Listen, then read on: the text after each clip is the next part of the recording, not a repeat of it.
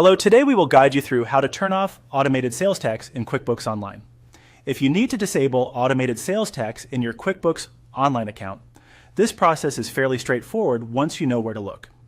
In this walkthrough, we'll move step by step through the settings area so you can update the sales tax behavior with confidence. Begin by opening QuickBooks Online and making sure you are on the main homepage.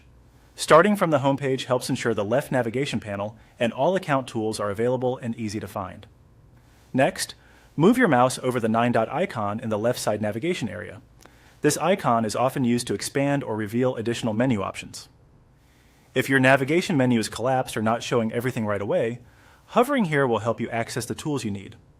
Once the navigation options are visible, click on Sales Tax. This will take you to the section where QuickBooks manages tax settings, rates, and related preferences.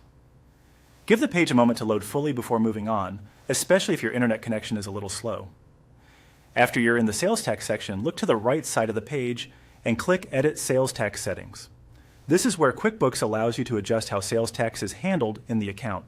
Be sure you're selecting the settings option specifically tied to sales tax, since there may be other editable sections on the page. In the sales tax settings, click No. This changes the setting that controls automated sales tax.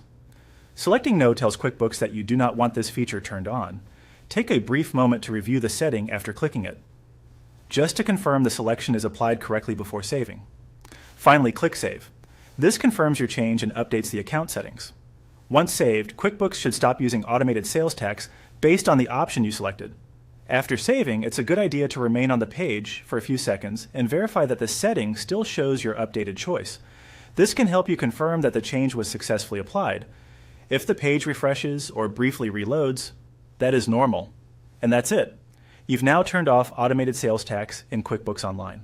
Following these steps carefully can help avoid confusion later when creating transactions or reviewing tax-related settings.